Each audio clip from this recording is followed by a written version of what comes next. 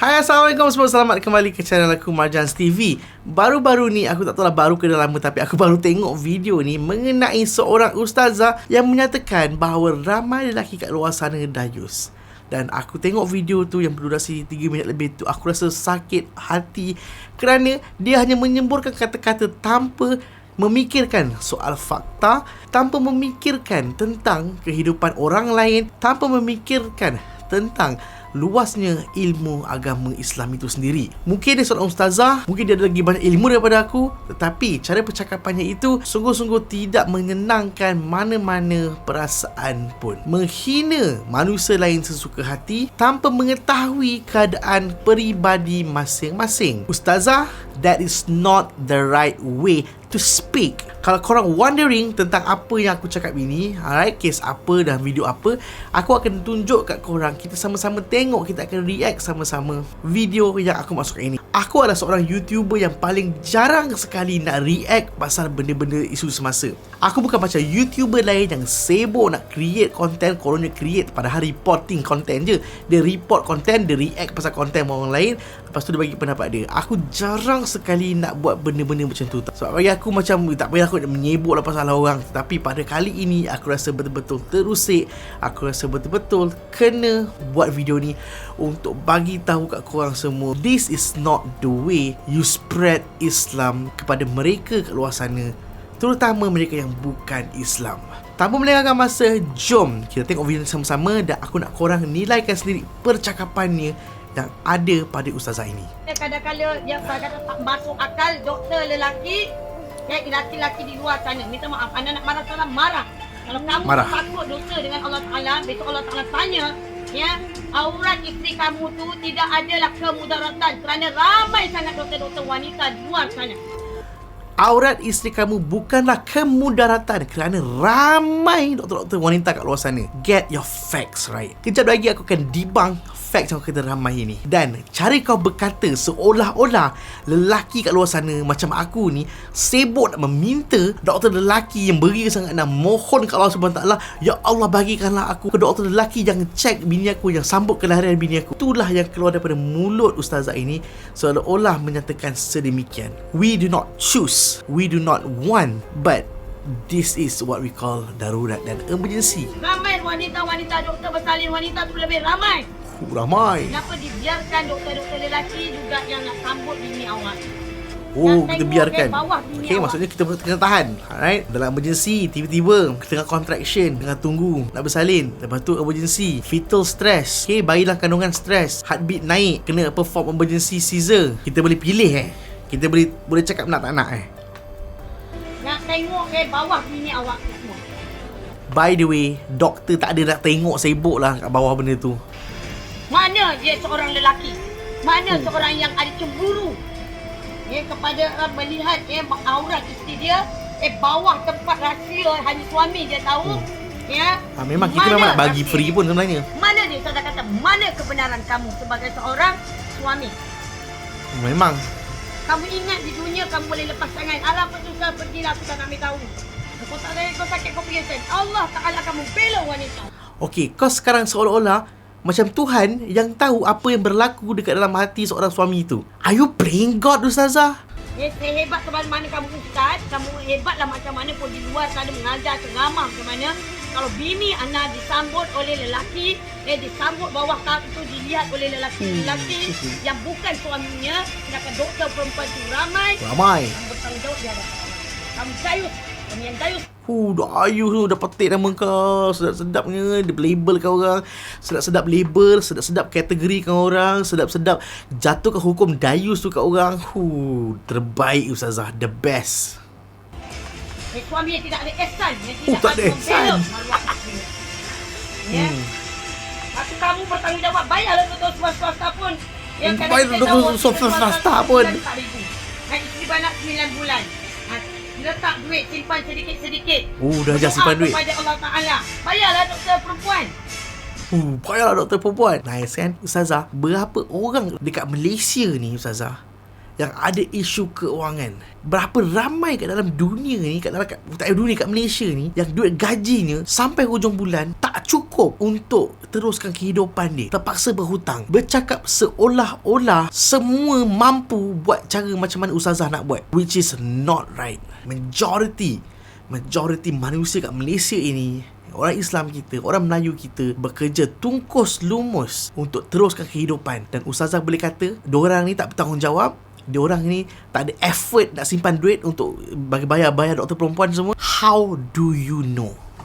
How? Kerana kita kata bentang-bentang bukan kita beranak. Korang kalau lelaki sakit perut pun bising. This is assume, sakit assumption. perut sikit pun korang dah kecoh. Assume lagi assume. Kadang-kadang kita senang je. Tak apalah operation. Aku tak boleh sambung tengok video dia, sakit hati tu. Dia punya podeh tu. Aku tak boleh lah. Mengapa isu ini berlaku? Kenapa isu di mana doktor lelaki yang menyambut kelahiran isteri-isteri kita menjadi isu dekat Malaysia ini?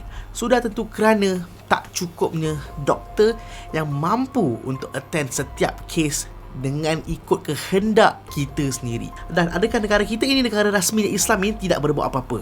Tidak. Kita buat hospital kerajaan kita terutamanya mengambil berbagai inisiatif untuk mengekang masalah ini. Apakah inisiatif kerajaan? Kementerian Kesihatan kita tahu tentang kewajipan ini, tentang di mana kita perlu menjaga adab, kita perlu menjaga aurat dan sebagainya. Dan apa yang mereka lakukan?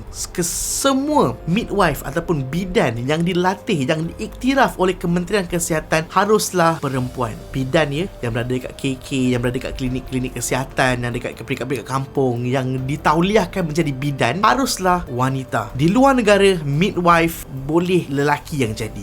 Kedua, ada cadangan yang di mana pakar sakit puan ini ataupun jurusan pakar sakit puan ini hanya boleh ditawarkan untuk mahasiswa wanita. Ada cadangan itu dikeluarkan dan sebagainya. Tetapi kita perlu tahu, kita perlu sedar apa benda yang kita minta itu. Adakah ianya possible? Adakah ianya mungkin? Adakah ianya boleh dilakukan? Perkara ini sukar dilakukan, near impossible. Kerana apa? Kerana tak cukup orang. Ilmu ONG ini ataupun gynecologist punya pakar sakit puan ini, silibus ini, subjek ini wajib diajarkan kepada semua doktor siswazah, termasuklah doktor lelaki ataupun perempuan. Kerana tugas mereka ini sangat-sangat menyeluruh dan luas di hospital-hospital kerajaan ataupun kat mana-mana mereka ditempatkan. Jika ilmu ini tidak dapat diagihkan ataupun diberikan kepada mereka-mereka yang bertanggungjawab, jika berlaku sesuatu yang tak diingini, di mana tiba-tiba engkau datang bawa bini kau, datang ke doktor ni tak tahu apa-apa langsung pasal ONG ni, tak kenanya kes macam tu. So, basicnya semua akan diajar mengenai ini.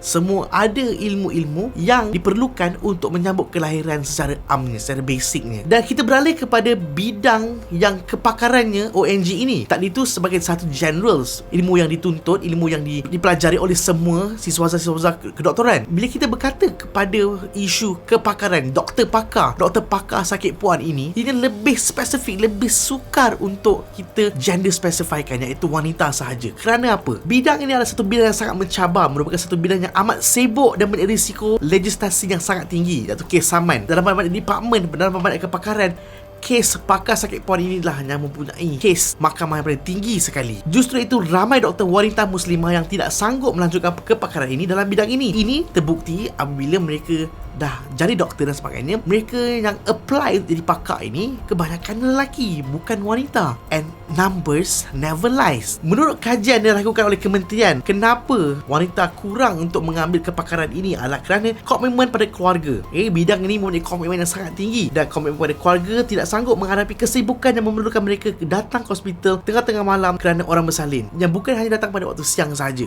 Doktor pakar ini dia memang sentiasa kena standby kerana emergency, tidak kira bila dia nak jadi. Doktor wanita memiliki tanggungjawab pada rumah tangga, dan mereka juga memilih untuk melanjutkan kepakaran di bidang yang kurang sibuknya seperti ophthalmology, ENT, patologi, malah GP, bagi membolehkan mereka menumpukan perhatian pada keluarga mereka juga. Sungguh pun beasiswa melanjutkan pengajian disediakan kerajaan dan keutamaan diberikan kepada wanita. Ingat keutamaan beasiswa diutamakan kepada wanita. Jika tidak ada yang memohon ataupun jika yang memohon tidak memenuhi kriteria kelayakan, maka kekosongan itu perlu diisi oleh orang lain yang layak demi keperluan negara dan rakyat. Kerajaan tidak berhak untuk menghalang doktor lelaki, terutama yang bukan Muslim, dari menceburi bidang yang mereka minati.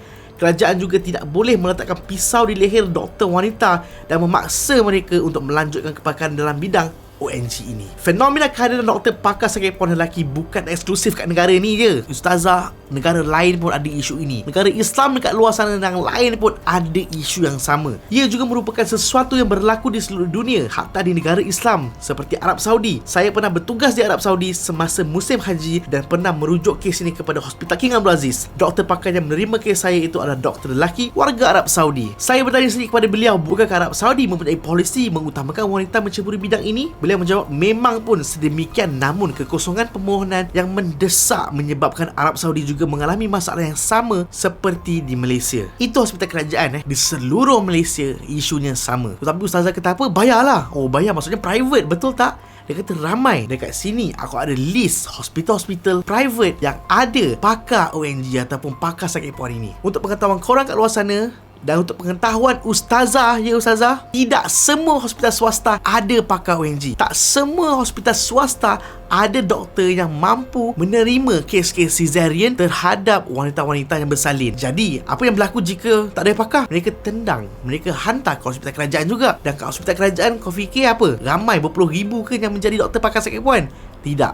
Jom kita lihat hospital-hospital kat Malaysia yang swasta ini, yang di mana ada pakar-pakar sakit perempuan. Sanofi Medical Center ada 3 sahaja, Dr. Ainul Zahania, Dr. Balasundram dan Dr. Ching Koi. 3 orang, 1 je wanita. Prince Court Medical Center, Dr. Maiza Tusiman, Dr. Sri Suniza dan Dr. Teh Ai Eng.